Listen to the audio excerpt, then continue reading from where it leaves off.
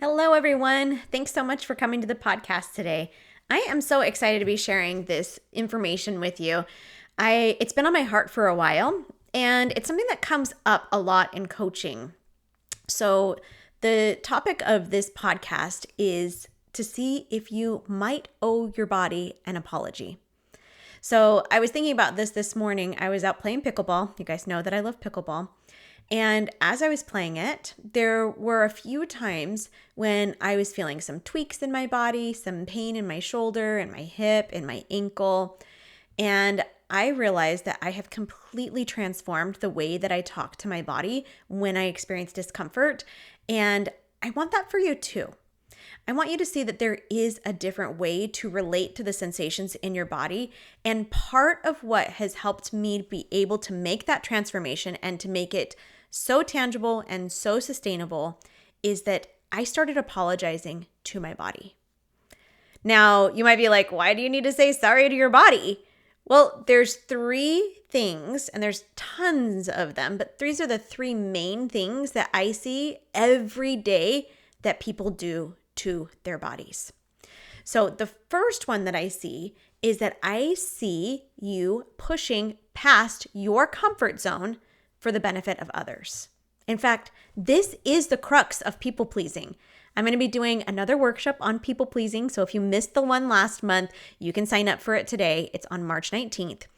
But did you realize that sacrificing your comfort for somebody else is a form of people pleasing if it is based in fear? Okay. So how do we do this? How would this show up? Have you ever stayed at an event longer than you wanted to because you were with other people that wanted to stay longer? Something as simple as that. Have you ever pushed yourself? Even in pickleball, I play with ladies that are amazing and are like 20-ish years older than me. And there's some balls that they're like, nope, not willing to go dive and potentially fall to go get that ball. Because they know their bodies, they know what they need to feel good in their bodies. And so they're not over there being like, I got to take one for the team. I got to sacrifice that, I get this 1 point so that we win.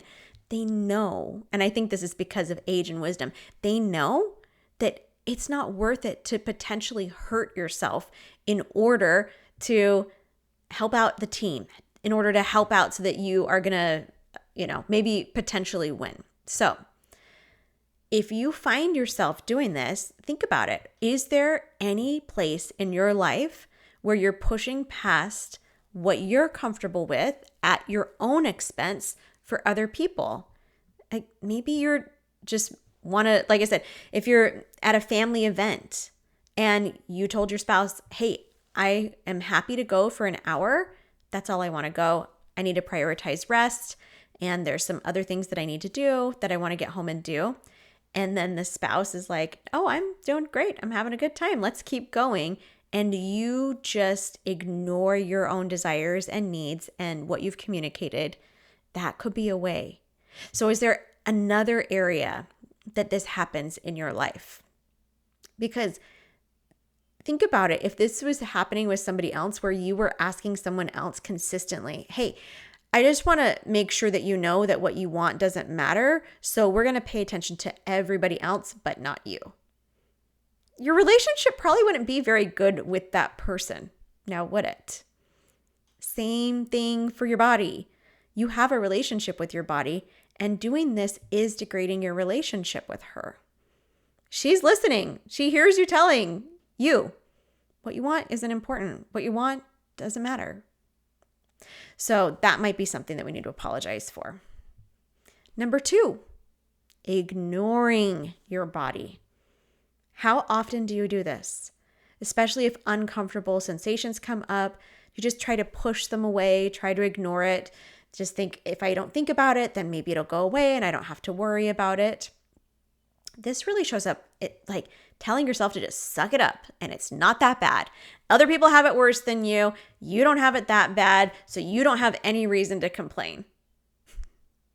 Think about, again, if you were telling this to a small child or an animal that was hurt, You're like, sorry, your paw hurts. Like other dogs have their paws that hurt more than yours do. So just keep going on the walk.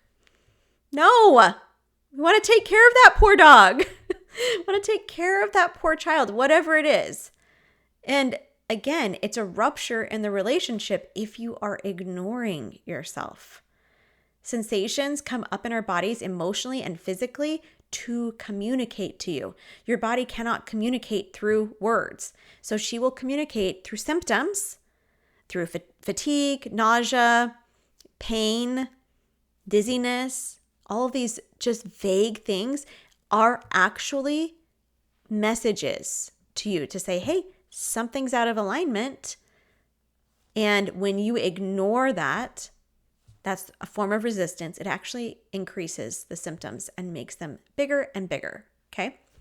The third thing that I see people doing that could warrant a really good apology to your body is only offering your body conditional love. Telling your body, looking at yourself, like just looking at yourself in the mirror, especially if you are wanting to lose some weight. Or if you think that you're underweight, it doesn't matter whatever spectrum you're on, and telling yourself, you look better when you lose weight. I'm going to really enjoy my life again when you feel good again, when you're not in fatigue, when you're not having all of these symptoms come up. That will be better than what is right now. Instead of showing unconditional love and changing the response to the sensations, which is what we're going to talk about. But first, can you see how these three things could be something that could warrant an apology? So I'm going to give you an example. I haven't shared this one very much, but when I had my transplant about 5.5 years ago, they kept having to stick my arm with needles over and over again. And I had so many IVs, so many blown IVs, so many just so much trauma on my arm. And in that moment, I was really in life or death because my transplant wasn't working and my native kidneys were getting shut down because of the medications I was taking. So I was in an utter state of panic. I didn't really have time to worry about my arm because I was fighting for my life at that moment. And our bodies will hold on to things that we haven't processed through. And a lot of that will come through chronic pain or other chronic symptoms. So imagine my surprise a few months ago, probably about 6-ish months ago, when I was playing sports and I started to have such severe pain in my right arm, like right between my elbow and my wrist. And I went into the doctor and they were like, oh, it's probably tennis elbow. And I looked up all of the symptoms, and where the tennis elbow, like where it hurt, it wasn't where it hurt on my arm. And so I gave myself plenty of rest. I stopped playing pickleball for weeks. I was so sad because I finally felt like, oh, I like this. And now my body is hurting again. I won't be able to play that.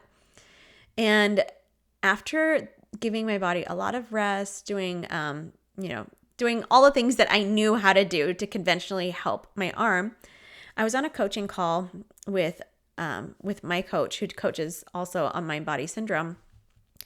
And as we were doing some somatic tracking, so really paying attention to the sensations, really describing them, really understanding it from a lens of compassion, it wasn't until that moment that I realized that exactly where it hurt on my arm was where I had had an IV and where I had had a really painful IV vein blown on the outside of my arm that had taken weeks to heal.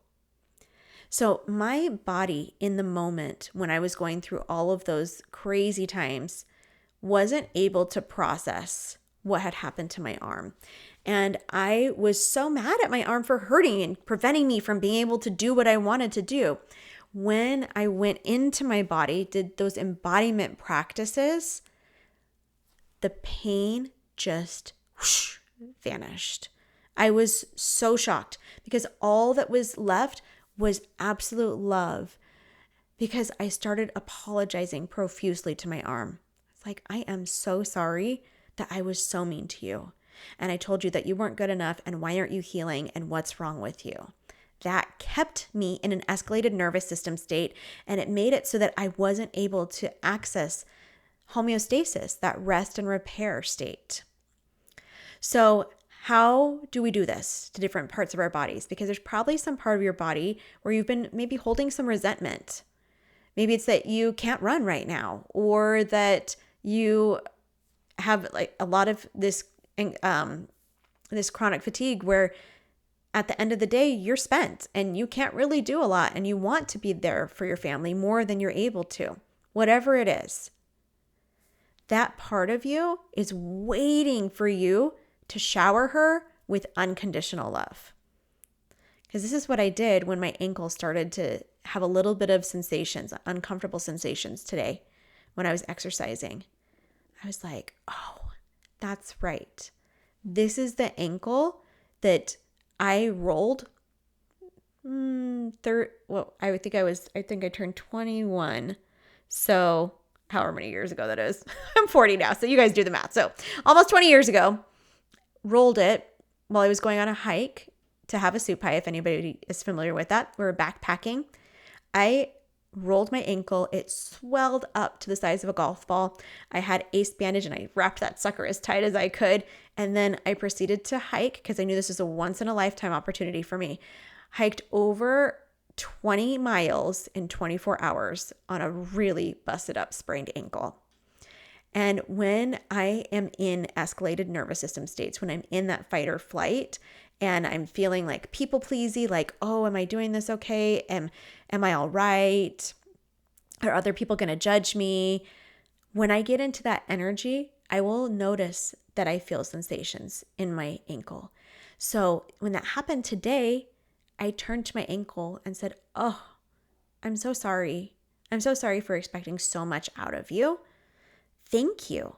And tapped into gratitude. Thank you so much for supporting me. Thank you for allowing me to do what I want to do and what I love to do with my body. And if you need me to sit out and to stop right now, I totally will. And again, and it doesn't happen every single time, but again, it brought me back to the homeostasis. Those alert systems weren't going off, that there was something wrong with me. And then I felt better in my body. Okay. So NPR has an incredible article on how to make a proper apology. So I thought I'll link that article in the show notes, but I thought that I would just share with you how you can apologize to the parts of your body or your entire body for whatever you need, especially if you're withholding love for any reason, especially if it's for weight, like physical weight on your body. Let's let her know how loved she is by apologizing and repairing the relationship that has had a disruption. Okay. So the first thing to do is to say sorry. Like, don't say anything else. Just say, I'm so sorry, and mean it. Number 2 is to be specific about what you're sorry for. What are you telling your body that she's not enough for? Like, you're not letting me do this, so you're not enough. Whatever it is, like, be specific. So for me, I was like, oh, I'm so sorry, arm. I was so mean to you when I thought that you were trying to keep me from playing. Oh, ankle, I am so sorry for pushing you past what you're capable of in this moment. So number 3 is to take ownership. It's totally on me. You didn't do anything wrong, body. You make sense. Everything that you do makes sense. And it's my job, the conscious part of me, it's my job to bring us back into alignment. So I'm taking ownership. Number 4, don't make any excuses. Don't excuse yourself for why you've talked to yourself that way before. It's just like, yep, I did it. This is what I did. And I take full ownership for that. Number 5, say why it won't happen again. My body now knows that if there's some symptoms that come up, some chronic pain, some aches, some fatigue, some nausea, my body knows that I've told her enough times that I'm not going to shame her. So number 5, saying why it won't happen again. Like, I choose to not treat you that way anymore. That's why it's not going to happen again. I've made an internal boundary with myself that I will not say those things to you. Internal boundaries and external boundaries is one of the first modules in my program for healing your chronic fatigue in the Living Your Vibrant Life program. So we talk about what are the things that you have boundaries for other people and what are the things you have boundaries for yourself. One of my internal boundaries is I don't talk bad about myself because of the way that I'm feeling. So she knows that. And then 6 is to make reparations if possible, or to just make sure that you're repeating that pattern. We live our lives in patterns. So we can start a new pattern by learning how to apologize properly to your body.